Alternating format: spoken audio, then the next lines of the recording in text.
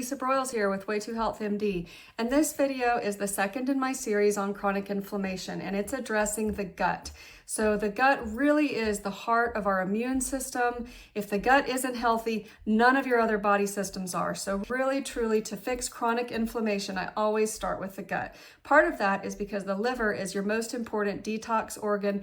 Please refer to the series that I did on how our body is detoxing and the liver's role in that for further information on the liver's ability to detox us. But genetically, all of us do that at different rates. Some of us can really remove the plastics and pesticides and toxins that we take in through inhaling and through our diet rather easily. And others of us, genetically, those toxins get kind of stuck. So that series on the liver detox does address strategies for that. But I also want to talk to you about why the gut integrity is so important, what I'm looking at to try to fix inflammation in the gut, and why it matters. So there's 4 different layers of protection in our gut barrier. If you've ever heard the terms flying around of leaky gut, candidiasis, people with irritable bowel disease, inflammatory disease, how does this all interact? Well, your gut is trying to keep food and toxins and pathogens inside the gut lumen and not absorbed into your bloodstream. And it does this through a barrier that's kind of 4-fold.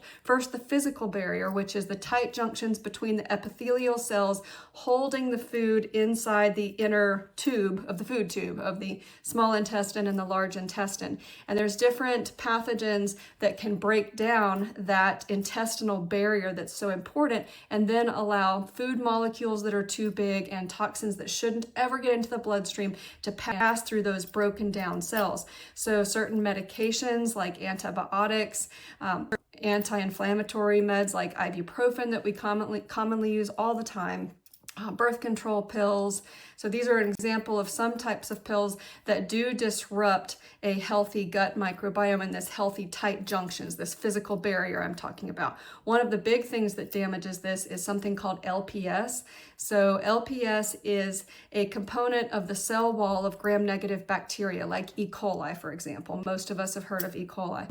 So when you have a gram-negative bacteria in your gut, then it has this outer layer called this LPS that's stimulates a very strong immune response. So if you have too much E. coli or gram-negative bacteria in the gut, you get too much LPS and it causes a breakdown in those tight junctions. So you start getting holes between your intestinal cells. That's what we call leaky gut. The body also is trying to protect this by a healthy mucus layer. If you will, it's the boogers, it's the snot, but your body generates a healthy amount of this, kind of regulated by a bacteria called Akkermansia. And that Akkermansia helps us to have the appropriate levels of mucus in that kind of protecting that physical barrier. So we want the right amount of mucus, and that we get too much mucus in response to, you got it, inflammation. Then the body has a 3rd layer, and that's those deep immune cells. They're called Peyer's patches, but we've got immune cells absolutely loaded throughout the gut. We've also got the microbiota, which is all of the bacteria that makes up our gut. This can either help us or hurt us, be anti-inflammatory or pro-inflammatory. So for me, when I'm trying to heal gut inflammation, what am I looking at? Typically, I order a test by Genova Labs out of Asheville called the GI Effects Test. This test looks at 5 different categories in order to evaluate gut health. We've got looking at digestion, so the amount of digestive enzymes, making sure that your pancreas is helping you to break down your foods and absorb the vitamins and nutrients from the food that you're eating. So we have to look at how you're digesting your food. That's number 1. Then I look at inflammation markers in the gut. There's several of those in that test. I'm looking at what kinds of inflammation are present, if any. The next thing I look at is dysbiosis, good bacteria, bad bacteria, how much of it do you have? The next thing I look at, the 4th category, is prebiotic fiber, butyrate primarily, but you want to make sure you've got enough prebiotic fiber in your gut, which is the food for the healthy bacteria. So if you don't have enough of that, then no matter how many probiotic pills you take, they're not going to stick around. They're going to be visitors in your gut instead of long-term residents. Okay, and the last thing we look at is ruling out pathogenic infections, bacteria that should never be there in the first place, or, parasites or amoebas, protozoans. Sometimes I do find those as well. I do evaluate all of that. I also do a second test that is an IgG food sensitivity test to know if there's certain foods that you're putting into your gut that's causing inflammation. I get a lot of people with heartburn, and one of the first things I always check is this IgG food sensitivity test. This is different from an IgA food allergy test, which is what's commercially available through your allergist and immunologist, your regular primary care doctor. Insurance covers IgE antibody testing, which is foods that are going to kill you, close up your throat, swell your tongue, your lips, anaphylactic type of foods. I'm not looking at anaphylactic foods. I'm assuming you've already had those ruled out when you come to me. I'm looking at foods that are causing more subtle chronic inflammation.